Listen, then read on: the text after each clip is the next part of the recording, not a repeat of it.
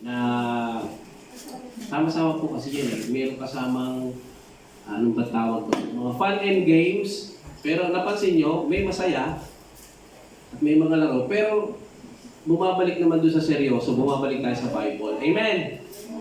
Kasi hindi ko maisip kung baka pag nagsimula tayo, simula kanina umaga, Bible, hanggang mamayang hapon, Bible, baka kayo yung mga nakatulog na, no? Kaya may kasama, kasi binabagay natin yung program sa inyong mga edad. Amen? Kaya mapapansin nyo naman, yung inyong mga games, eh sabihin na natin may kinalaman din naman doon sa, ewan ko ba, meron bang kinalaman doon sa topic natin. Nakita ko, kanina, siguro yung commitment ng bawat isa. Kasi ang topic natin today is about commitment. Talaga nagpupursige ang bawat isa na mailagay yung straw doon sa kote. No? So commitment yon. Talaga nagpapakahirap kahit ang mukha mo ay mag-iwi-iwi na, mailagay mo lang. May commitment ka na, manalo ang inyong team. Amen? At kahapon, parang ang ating challenge ay kasi may mga nagpupuno ng tubig sa maliit na lalagyan, ano? Hindi. Ang maganda yung yung ating parang identity naman. Kanina, nagagawa kayo ng sounds. Ano? May tumidikit sa akin, hindi ako kasali, wala mo akong ginagawang tunog eh. Binabantayan ko yung tuko. Meron ka kanina, talagang tuko na ng tuko, ay pa lumapit yung kasama. Tuko na ng tuko, nakadikit doon sa tatlo. Sabi ko, gusto ko na sabihin, bumitaw ka na dyan. Hindi yan ang iyong identity. Ang identity, yung pumasok. Yung identity mo is yung kasama mo, mga kapwa tuko. Amen? Kapwa tuko. So meron kayong identity. Meron ba dito, mabilis na nagawa yung kanilang, ano bang tunog yung ginawa ng mabilis yan? Anong tunog yun? Kokak lang ng kokak, lapitan na yung mga kasama. Kasi nga, identified sila bilang mga palaka. Amen. Pero kung dadalhin natin yung sa seryosong buhay, ibig sabihin, hindi mo kinahihiya na identified ka doon sa grupo mo, that you are a Christian. Amen. Tapos yung paghihirap nyo doon sa straw, that is commitment mo sa grupo mo, makatulong ka, gusto nyo matapos, gusto nyo magkapuntos. Amen? At meron nga nagpupumilit yung manghuli ng flag, kanya-kanyang paraan, kasi gusto nyo umangat ang inyong team. Amen? That is all pointing to your identity and your commitment. Pero pinakamahalaga, syempre yung first day. Yun po pinakamahalaga ako para sa akin kasi ito ay, yung commitment is a lifetime walk with the Lord. Ano yung number 1, day 1? It is all about letter K sa Tagalog, kaligtasan. Pag alam mo na ikaw ay ligtas, makakaya mo yung commitment. Amen? Pag hindi nyo alam yung kaligtasan mo, hindi ka mapapakahirap na, yung example mo, mapapansin nyo, lugo-lugo ako doon, nakagano'n. Kasi ako hindi pa magaling yung trangkaso ko. At madami na ako naubos na tissue. At nadatnan ako ng asawa ko doon na nakikilungan eh. Kasi gusto kong makabawi ng lakas. Kasi I am committed to teach you this morning. Amen? Amen. At sana makita nyo yun o kahit katiting ay ma-appreciate nyo. Madami pong struggles yung team na nag-host nitong ating 3-day youth camp. Madami po. Mula po sa kitchen, mapansin nyo, minsan dalawa sila, minsan nag-iisa. Sa nagmimidya, sa mga nag-hold ng mga facilitate, facilitator na sila ay team leader pa, at marami pang ginagawa, etc. etc. So, makikita natin, our commitment that I'm trying to teach this morning is our commitment to our Lord Jesus and to the church. Ulitin nga natin, commitment to Jesus, and to our church. So makikita natin, magbibigay po ko ng 3 example sa Bible nang nagbigay ng kanilang commitment at isang bago-bago, pang-4 yun, pang-bonus yun, na nagbigay ng kanilang commitment sa Panginoong Hesus kasi naintindihan nila kung ano yung ginawa ng Panginoong Hesus sa kanila. Ito po, number 1, the stories of commitment. Number 1 is about Zacchaeus. Zacchaeus, ano? Si Zacchaeus ay isang hindi katangkaran na lalaki. Pero siya mayaman. Hindi siya matangkad pero mayaman siya. Siya ay tax collector. Taga-BIR. So makikita natin ang mga taga-BIR, kalimitan mayaman eh, yumayaman. Hindi natin alam kung anong ginagawa, bakit. Alam, may kilala ko, nakapagpagawa na ng swimming pool, nakapagbili na maraming sasakyan, ano. So dami niyang kayamanan. Ganun si Zacchaeus. Pero nung marinig niya na papunta sa bayan niya si Jesus, umakyat siya sa puno ng sikamoro para makita si Jesus. Kasi maliit nga siya eh. Halimbawa, siya kumari, 4'11". Tapos hindi natin alam kung anong tangkad ng mga tao nun, nakaganon siguro siya. Amen. Hindi niya makita si Jesus. Gusto ko makita si Jesus. Ano ba yan? Ano ba yan? Hindi ko makita. Nakita niya yung puno. Umakyat siya ng puno. Kasi gusto niya makadaupang palad ang Panginoong Jesus. Marami na siguro siyang nadinig ng mga kwento na si Jesus ay nagpagaling, si Jesus ay nagpalayas ng mga demonyo sa mga sinasapian, nakarinig na siya ng mga aral ng tungkol sa buhay na walang hanggan, at gusto niyang makilala si Jesus. So, nung siya nasa itaas na ng puno ng sikamor, nakita si Jesus, parang ganun, sa kayo bumaba ka dyan at gusto kong kumain sa inyo. Wow, special, no? Unang kita pa lang niya sa kanya ni Jesus, kakain ako sa inyong bahay. Diba, parang, alam niyo, yung tagapagligtas, yung Panginoon, gusto kang maka-fellowship. Diba, ang saya ng ganon? Parang hindi na kayo sabi ko sa'yo, ito yung time na seryoso tayo, no? Pero makikita natin, si Zacchaeus, sayang-saya, tuwang-tuwa siya. Tuwang-tuwa siya. At parang pinagmamalaki niya, makaka-fellowship ko si Jesus! Makaka-fellowship ko si Jesus sa aking bahay. Pinagmamalaki niya? Kasi si Jesus hindi basta-basta rin napasok ng bahay, maliban na lang siya imbitado. Hindi pa nga siya iniimbitahan ni Zacchaeus eh. Pero nakita ni Jesus ang puso niya. Sabihin natin, papusuan. Papusuan ang pagtanggap mo ng kaligtasan. Papusuan kung talaga naniniwala ka o hindi. Pag hindi mo sinapuso, baka pag tinawag ka ni Lord Jesus, makikikain ako sa inyo. Ang dahilan mo ay, Lord, wala ako, tuyo lang at kaunting bahaw na tira sa amin eh. Pasensya na po. Tatanggihan mo na si Jesus. Di parang nakakahiya naman. Hello? Nakakahiya naman yun, yung Panginoon mo tagapagligtas eh. Gusto nga kang maka-fellowship ka eh. Ang idadahilan mo eh, ay, pasensya na po.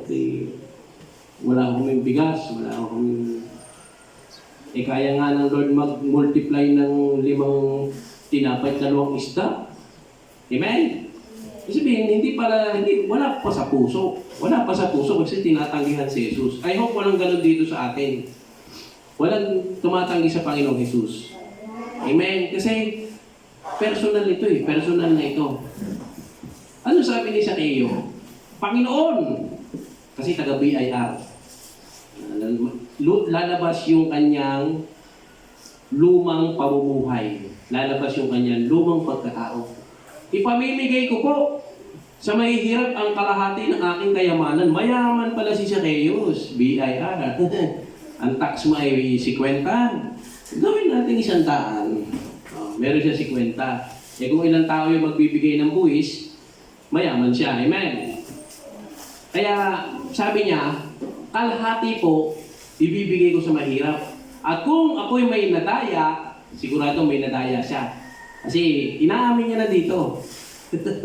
Kung may nadaya pa na, kung may lalapit sigurado, hoy, ako'y sinigilan mo ng 20, sinigil mo sa akin 100. Isasauli ko ito sa kanya ng Makaapat na beses. Nagbago ba siya? Nagbago. Yun yung pinag-aaralan natin kahapon. Yung nakipag-isa kay Kristo, isang bago na nilalaro. No, yung dating magnanakaw sa buwis, siya ngayon ay naging pagbigay. Yun ang talagang sabi ni Jesus, talagang dumating na ang kaligtasan sa pamilyang ito. Palakpakan natin ang Lord. Sana makita ito sa atin pag uwi natin mamaya sa ating mga tahanan. Hindi yung pagdating natin sa bahay, baka kayo inuutusan na, magsahin ka na. Pagod kami galing YouTube. May. Sana walang ganun. Amen. O pinag-igib kayo, o kaya kayo ay kung anong pinagawa sa inyo. Hello? Naantok na yung iba. Napagod na sa kalalaro. So, ito na yung puso ng youth camp. Bagamat dinaan natin sa mga may laro, pero ito yung puso ng youth camp. We are called to commit. Sabi dito, sinabi sa kanya ni Jesus, ang kaligtasan ay dumating ngayon sa sambahayan ito, sapagkat anak din ni Abraham ang tao ito. Ang anak ng tao ay naparito upang hanapin at iligtas ang naligaw.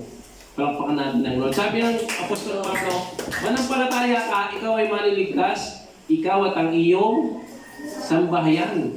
Yun na maganda kasi sa pagdalaw ni Jesus sa tahanan ni Zacchaeus, makikilala ni Jesus ang kanyang asawa, kanyang mga anak, mga tauhan, ay sigurado na ikikwento na rin ni Jesus na siya yung kaligtasan, siya ang Panginoon. Amen? Amen. Kaya nga napakahalaga dito sa atin, kung ikaw yung naunang maging Kristiyano sa inyong tahanan, sabi mo sa iyong katabi, huwag kang bibitiw. Huwag kang bibitiw bigla. Higpitan mo yung kapit. Sabi ng kanta ng Spanish Cola. Ay, hindi. May kantang ganun huwag kang bibitiw bigla. Higpitan lang yung kapit. Magdadala patungong langit. Tama na may lyrics na yun. Pero hindi Christian ang kumanta nun. So anyway, yun yung example ng isang tao, sweetie, matikal sa pera, mautak sa pera, pero ano nangyari? Nabago. Amen? So I hope sa atin dito, wala nang mangungupit sa magulang. Wala nang dudukot sa wallet. Wala nang kukuha sa bulsa, sa saya ng ina. Wala nang magsasabi ng nanay, bakit daw? Wala 20 ko dito.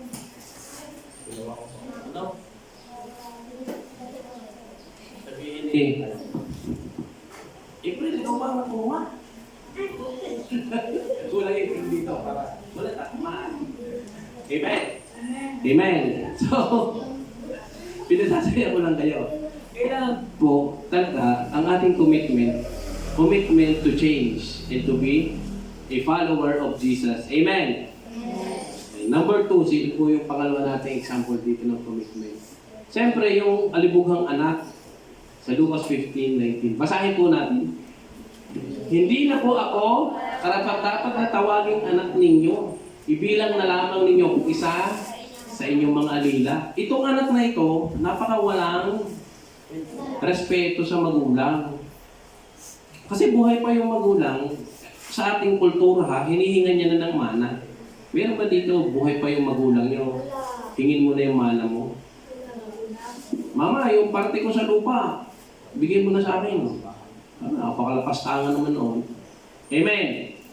So, ganun yung ginawa ng alibughang anak. Nung makuha niya yung kanyang kayamanan, nagpunta siya sa isang syudad o isang lugar at doon nilustay sa maruming pamumuhay. Ano yung maruming pamumuhay?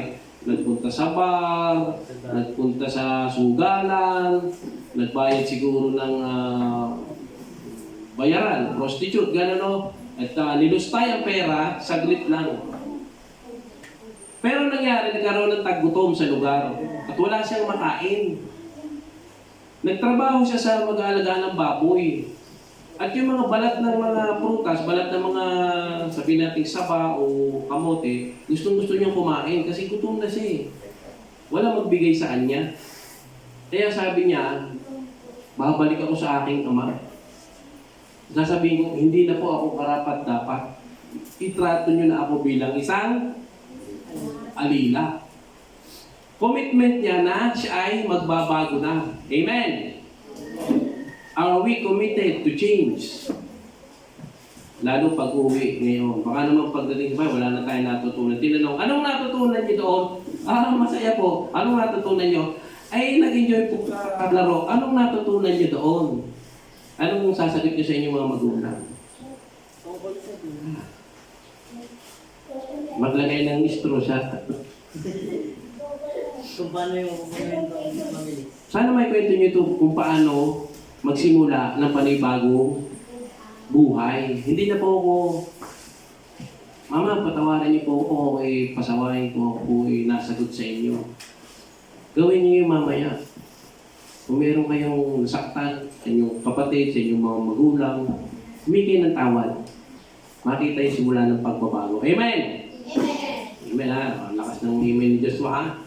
O, tatanungin ko si Ate Jocelyn kung ikaw ay humingi na ng tawad.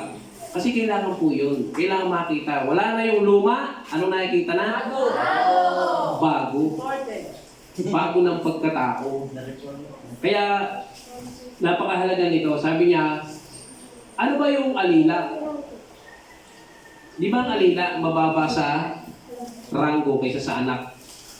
Yung anak kakain kasama ng magulang. Pero sabi niya, yun na ako alila. Kasi ang daming alila ng kanyang tatay, maraming bakahan, madaming tupa. Parang gusto niya, sasama na lang ako sa mga trabahador niyo. Ganun yung kanyang commitment. Magiging trabahador na lang siya, huwag na lang anak. Kaya makikita natin na andun yung kapakumbabaan. And I hope pag-uwi natin, tayo ay merong makitaan ng pagiging mapagkumbaba. Amen. Makitaan ba tayo ng kapakumbabaan pag-uwi natin? Wala na yung nahirap. Wala naman nahirap dito. May nahirap ba dito? Paano ba yun? Hindi ko alam eh. Kasi nakakita ako, ang lakas ng hirap. Gano'n siya eh. Napakahalaga makita yung pagbabago. Amen. Huwag niyo ituro yung kasama. Hayaan yung ang Lord ang magtuwid sa atin ngayon. Huwag niyo ituro yung kasama. Kasi pag tumuro ka, may tatlong papalik sa'yo. Pag nagturo ka sa kapwa mo, mayroon pang tatlo. Baka mayroon ka ding hindi magandang ugali. Mag-iingat sa pagtuturo. Amen. Amen. Mag-iingat sa pagtuturo kasi baka tayo ang balikan. Gayahin natin ang si Zacchaeus na talaga tinanggap si Jesus, maging sa kanyang tahanan, papusuan. Gayahin natin ang alibugang anak. Sabi niya, may kapakumbabaan. Gawin niyo na akong alila. Amen. Pero tingin ko, hindi kayo gagawin alila ng mga magulang niyo eh, kasi mahal kayo. Amen? Ano sinasabi mong alila? Sabi mo ni Pastor, alila na daw sa iyong bahay. Hindi kayo tatratong alila ng inyong mga magulang. Kasi mahal kayo. Amen? Amen. Matutuwa lang yun ako, bubuti pang anak ko, at nagsabi na siya ay magtatrabaho na lang para sa akin. Napakahalaga yung realization, napakahalaga yung natauhan ka. Natauhan ka sa dati mong pamumuhay, ikaw ngayon ay gusto mo maglingkod sa iyong pamilya, sa bahay. At syempre dito din sa church. Pinapaliwanag ko kanina sa aming grupo na Moses, pag yun talagang nagkaroon ka ng commitment, ang commitment ay pagmamahal sa Diyos at sa Iglesia. Amen. Kasi sabi ni Apostol Juan, paano mo mamahalin ang Diyos na hindi mo nakikita? Eh kung yung kapwa mo na nakikita mo, hindi mo minamahal. Diba? Ulitin ko, paano mo mamahalin ang Diyos na hindi mo nakikita sa Espiritu kung hindi mo naman mamahalin yung nakikita mo na kasama mo sa church? Na pagdating ng Lunes, baka naman, sana naman, walang ganun hindi na, pagdaan ng ban, hindi na kami kilala, no? Pagdaan, hindi na kami pinapansin, hinihirapan. Sana walang ganun. Amen? Ano? Kasi wala kaming desire ni Sister Ren, kundi ang bawat isa sa atin, magkaroon ng magandang relasyon sa Panginoong Hesus. Maranasan niyo yung magandang plano niya sa inyong buhay. Pinag-aralan natin Ephesians 2:10. Nilikha tayo, sa pamamagitan ng Panginoon Jesucristo nung pamanguna.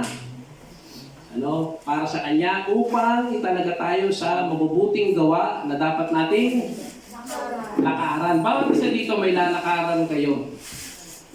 Nakaplano ang Diyos para sa inyo. Hindi ko alam kung kayo ay sa worship, kung kayo ay sa media, kung kayo ay kung saan ang ministry, sa dance, wala pa ka ditong dance. Kita ko naman mga talented na mga kabataan natin dito sumayaw. Amen! Kaya sabi ko, maganda nga. Alam nyo, ilang taon na tayo dito sa church, wala pang nagamit ng bass guitar. Wala pang nakakagamit ng bass guitar. Napakaganda. Singer ka na. Nakasinger sa pagkanta. So, marami dito, nagnanais ba tayo na mag-commit sa paglilingkod sa Lord at sa iglesia? Hindi ko madinig. Hello? Nais ba natin? Amen. Ipakita natin na mahal natin siya. Hindi lang after, kasi after nito, baka hindi na tayo magkakakilala muli. Yun ang kinakatakot ko. Hope hindi mangyari yun, na ang church natin ay laging bukas. Linggo, kahit may sakit si pastor, hindi ko nga eh. Hello? Kaya sana makita niyo ma-appreciate niyo yung effort ba. Hindi ko para itaas ang aking sarili. Pero yun nga po, yung commitment, tinuturo ko sa inyo, commitment. Kahit may sakit ako, kailangan Sabi ko nga kanina sa grupo, ng aking pinafacilitate, Martes pa lang, nagpaplano kami na i-cancel na itong youth camp eh. Hello? Nag-isip kayo mag-asawa? Cancel natin na youth camp. Ang sama talaga ng lasa ko. Para akong nakasandal ako doon sa upo, sa pintuan ng aming bahay, nakaganon ko yung lulugo-lugo. Hindi ko kaya kumilos eh. Trangkaso talaga. Tapos ay nakarinig kami ng may dalawang wala. Kaya ilan na nga. Buti na lang nung Martes ng hapon na balik yung commitment ng bawat isa. At kami mag-asawa na buhayan. Palakpakan natin ang Lord sa buhay ng inyong mga kapatid. Na nagpa-facilitate kasi hindi rin madali maging facilitator, maging presider. At may ilan dito, may pasok sa school.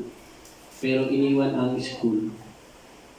May trabaho kami. Ako may trabaho ako. Ilang araw na kaming walang trabaho, mag-asawa. Umaasa kami sa habag ng Lord. So, nakikita natin yung commitment is not just when it's sunny and fair weather. Sabi, ang pagsunod daw sa Panginoon, hindi lang pag magandang panahon at hindi lang pag maaraw. Noong nagde-dilubyo na sa lawa, ang mga alagad, takot na. Nagsasalok na sila ng Nagsasalok na sila ng baldeng tubig, tinatapon doon sa lawa kasi ang lakas ng alon at bumabagyo. Parang ano itong pinasok natin? Ang hirap naman ito. Sumusunod lang tayo kay Rabay. Rabay kasi tawag nila kay Jesus. Rabay, guro. So, salok sila ng salok. Ang Panginoong Jesus na doon sa sulok natutulog. Ano lang pala ang kanilang Panginoon eh. So, ano ba dapat ang gawin nila? Panginoon, hindi ba kayo naawa sa amin na itay mamamatay? Sabi ni Jesus, parang batanggin yun, no? Kahit hinanain nyo pala ng palataya. Pag kayo nanghihina pala ng palataya, tatawag kayo kanina? Jesus. Pag tinatamad kang magbihis at magsisimba, tumawag sa Panginoong Jesus. Lord, bigyan mo ko ng lakas. Bigyan mo ko ng gana. Kasi, ganun eh. Iisang salita lang na Jesus, tigil! Tigil yung masamang panahon. Namangha sila, anong klaseng tao ito? Hindi pa pala nila kilala si Jesus. Kahit dilubyo, pinatitigil eh. Ay, Diyos talaga. Doon talaga namangha si Pedro. Panginoon ko, Diyos ko, sabi ni, ano? At makikita natin na ang lapit-lapit lang ni Jesus. Kasama din naman nila sa bangka. Di ba may kanta? Ay, hindi niyo inabot yun. Iisang bangka. Sabi niya, iisang bangka tayo. Nakapigkis sa puso mo, daluyong ng dagat, ay haharapin natin. Sama-sama sila. Amen. So I hope sama-sama din tayo. Amen. Palakpakan natin ang Lord. Ako yung advance mag-isip. Advance mag-isip, nakikinig-kinita kayo. Nakikinig-kinita ko ang ilan sa inyo, natugtog na dito. Ang ilan sa inyo, natulong na kay Ate Yeye, sa media. Ang ilan sa inyo, ay natulong na sa children kasi may talent mag-drawing, mag-ano. Kasi nadidinig ko yung mga talent. So madidinig ko na gusto niyo nang tumulong sa ministry. Amen! Meron magsasabi, ikaw ay po yung subukan po namin magbuo ng grupo ng mga kabataan na sasayaw. May tamburin yan, no? May 3 tambarin. Tamburin. Walang nagamit. Hello? Amen. Ikaw galing sumayaw eh. So, makikita natin yung commitment natin. Nawa ay hindi lang after nito 3-day youth camp. Palakpakan natin ng Lord. At ito yung pinaka-nawa ultimate na example para tayo ay lalong magsumikap na makasunod sa Panginoon. Siyempre, ang pinakamatindi may commitment, si Jesus. Sino ba naman si Jesus? Anak ng Diyos, tagalangit, may trono, nakaupo. Pero nakita ng Ama, ang mga tao sa lupa ay para mga tupang ligaw na kanya-kanya ng landas. Kahit na 1,000 toro pa ang ialay ng mga yan, ay hindi magbabago. Pera-pera lang ang paghingi ng tawad. Pera-pera lang kasi ang panahon nila noon, pag meron kang pambayad sa toro, pambayad sa tupa, yun ay babayad mo sa mga kasalanan mo. Nakuha din natin yun sa mga Kastila. Ang tawag indulhensya. Babayad ka sa kanila, ipagpe-pray ka. Babayad ka sa kanila, ipagpe-pray yung inyong namatay. No? Which is, hindi naman pera-pera ang pananampalataya. Pera-pera ba ang pananampalataya? Hindi po. No? So, makikita natin, ang pananampalataya at ang commitment, buhay. Buhay ang nakataya. Sabi dito, si Jesus ito, sabi, muli siyang lumayo, Matthew 26, 42, 44, and 46. Sabi doon. Muli siyang lumayo at nanalangin. Andun na siya sa hardin ng Gethsemane. Ito na yung gabi na siya ipagkakanulo. Ito na yung gabi na siya hahalikan ni Judas. Alam niyo yung kantang Halik ni Judas? Wolfgang. Anyway, dati yun kasi rockista ako. So, halik ni Judas, sabi niya, sa paghalik ni Judas, dadakipin si Jesus. Kasi siya yung promotor ng pananampalataya, na tunay. So, naiinggit yung mga Pariseo. So, alam ni Jesus kasi siya ay makapangyarihan. Ang dami nagsabi dito, si Jesus makapangyarihan. Amen? Amen. So, kilala niya kung sino magkakanulo sa kanya. Alam niya kung kailan siya pagkakanulo. At alam niya na masakit ang mararanasan niya sa kamay ng mga Sanhedrin at ng mga Romanong sundalo. Alam niya yung passion, alam niya yung hirap na dadanasin niya. Kaya nananalangin siya, basahin natin. Ama ko, sabay-sabay, kung hindi mo maaari maialis ang kopang ito, malibang inumin ko, mangyari nawa ang iyong kalooban. Pinaalis niya yung kopa ng paghihirap. May parang tawag niya kopa eh, pero yun yung paghihirap. Sa 44,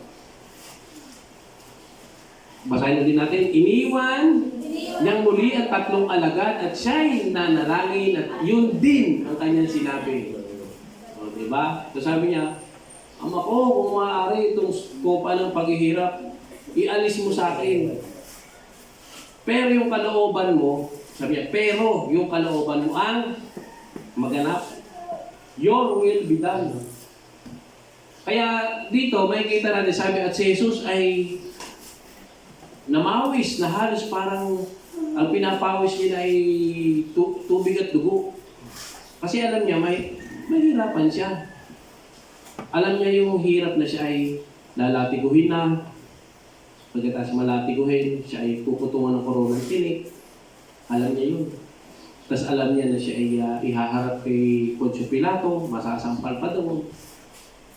At alam niya na pag iniharap siya sa harap ng tao, ang pipiliin ng tao, si Jesus ba o si Barabas ang palalayain? Ang pala gusto ng tao ay sino yung palalayain? Si Barabas. Tayo si Barabas. Gets niyo ba? Tayo si Barabas, tayo yung pinalaya. Palapakan natin ang Lord, diba? Akala niyo ito, Barabas yung basta. Kayo yun. Si Barabas, Jesus. Yung gato. Pero tayo yun. Tayo si Barabas na pinalaya. Kaya alam na yung nananalangin siya, hirap na hirap siya. Bangon! Sabi niya ngayon sa kanyang mga kasama kasi tutulog yan, may mga tulog. Ayan, sinasabi. Yan na nga. Kaya totoo Bible may natutulog sa message. Napagod na ng 3 araw. Amen. Hali kayo rito, sabi ni Jesus. Narito na ang magkakanulo sa akin. Narito na yung hahalik sa kanya, si Judas. So makita niyo yung hirap ng Panginoong Jesus para lamang tayo ay maligtas. Amen? Kaya I hope kahit kayo pagalangin yung mga pisikal, itong mga salitang ito ay magrema o pag sinabing magrema ay matanim sa inyong mga puso at mamunga sa inyong buhay. Isa pang halimbawa, nandiyan ba yung video? Wala. Tingnan natin yung isang video na isang Kristiyano. Ano? Ay, wala tayong volume, no? Hindi natin ito.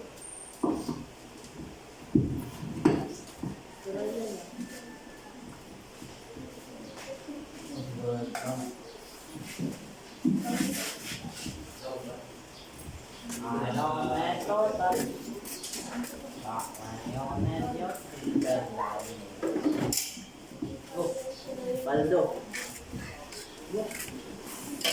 Ano yun?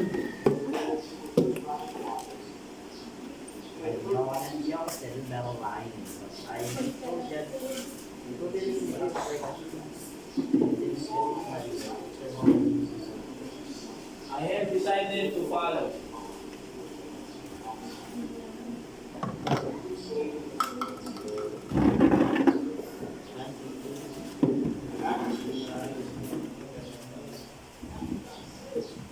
Ito isang pastor na nagkikwento ng isang Indiano. Sino nakakakilala doon siya? Mekus, insan! Yan, sino nakakakilala? Mekus na yan! Yun yung Indiano.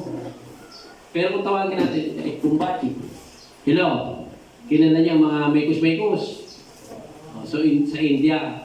So, yung kinikwento ng pastor, may isang mekus sa parte ng India na born again. Naging Kristiyano siya. At ang kanilang village, alam naman natin ang pananampalataya sa India ay mga Hindu. Pag sinabi Hindu, ang sinasamba ng mga yan, unggoy, baka, daga, yan sila. May 1,000 silang Diyos-Diyosan, itong mga Indiano. So, inaabot ng Amerikanong missionary yung lugar na yon at nakakilala itong si Noksong, ang pangalan si Noksong, isang Indiano. At nang malaman ng mga Hindu, kasi totoo itong nangyayari hanggang ngayon, hanggang sa panahon ngayon, sinusunog nila yung mga simbahan. Pag nagtayo ka ng church na gato sa India, baka wala pa 1 taon, may papatay na sa inyo. Siyempre, ang unang papatay yung pastor. Kasi ayaw nila sa pananampalatayang Kristiyano. At marami na namatay sa India. So, ipanalangin natin na India. Amen. Maraming naliligaw doon. So, si Noksong ay isang devoted na tagasunod ng Panginoong Hesus at pinapatay na yung kanyang mga anak. nakikita niya, pinapatay na. At sumunod yung kanyang asawa.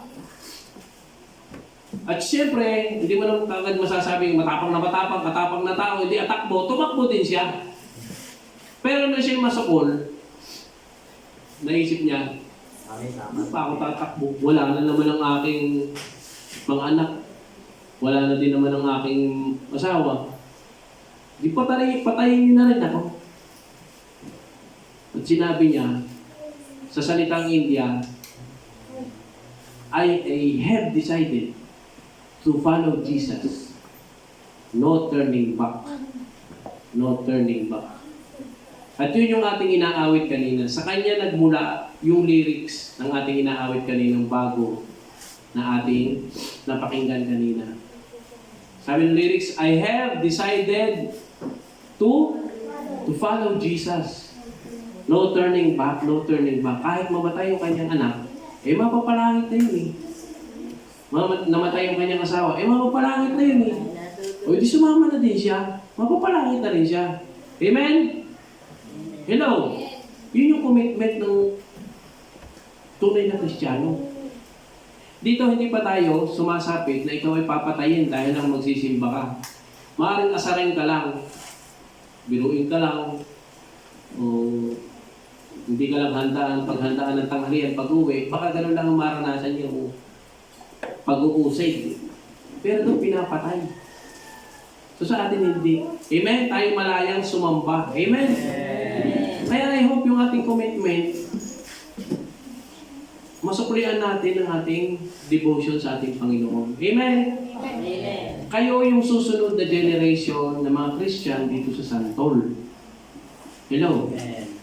Kayo ang mga susunod na generation ng mga Kristiyano sa Santol. At kailangan ipakita natin sa ating barangay na mayroong tunay na Diyos tayo sinasamba. Amen? Amen. Bilang conclusion, sabi ng Panginoong Hesus, alam naman natin ang Panginoong Hesus, asintado. Asintado. Sabi ng iba, nagdadahilan, Rabbi, sabi kay Jesus, Rabbi, hayaan mo munang ilibing ko yung aking namatay na kamag-anak. Rabbi, hayaan mo muna akong meron akong titiran na mahalagang magandang baka eh. Magbibili na akong magandang baka. O Rabbi, ako ay babagong kasal. Sabi ni Jesus, hindi pa pwede, yung nag-aararo, at hindi nag-aararo, palingon-lingon ka. Ano mangyayari doon sa inaararo mo? Magtatabingi yun. Dapat ang pagsunod mo kay Jesus, kagaya ng mga alagad, nung madinig nila ang utos ni Jesus, hali kayo, gagawin ko kayo tagapamalakayan ng mga tao. Binitawan yung mga lambat at binitawan yung kanilang, ano yung pangsagwan? Ang tawag doon? Pangsagwan? Padel ata. Padel. Binitawan nila at sumunod kayo. Hindi mo, ang daming reasoning. Hello? Hindi magagamit ng Panginoon sa kanyang kaharian. Sabi niya, no man can serve two masters. Actually, pag ganun ang dami mong reasoning, ikaw yung pangalawang master. Hindi mo pa talaga tinatanggap si Jesus. Ang master ng buhay mo, ikaw pa rin. Hello? Amen. Pag hindi ka, yung kalma, nag-challenge kami. Ayaw. No, meron tayong, yun pa lang, sa Sunday service pa lang, malaking ano na sa inyo yun eh. Tulong para kayo lumago. Yung iba dito nakakasama ng pagmimik eh. Pero yung ang aking hamon, yun lang, yung Sunday o yung prayer meeting pag Sabado, mahalaga din kasi ng prayer eh. Napakahalaga ng panalangin. No? Lagi kami handa. Maghatid daw sa silangan. Kita nyo naman, wasak na yung unang sasakyan. Si Green, anong ginawa ng Lord? Pinalta lang. Mas maayos, palpa natin. Ganun naman siya mag-reward. Ganun mag-reward ang Panginoon. Hindi naman puro hirap. Wala ka man lang reward. Abi, pag walang reward, ay walang tatagal. Hello? Amen. Pag ikaw naglilingkod sa Lord, tapos wala kang natatanggap na reward, ang sabi ng Panginoon, sabi ni Apostol Pablo, ay hindi ba maaaring ang nagtanim makakuha naman ng kaunting pagpapala mula sa inyo. Hello? Amen. Di ba? So, ang challenge ko sa inyo, commit your life to Christ and you will never be disappointed. Palakpakan natin, Lord, tayo to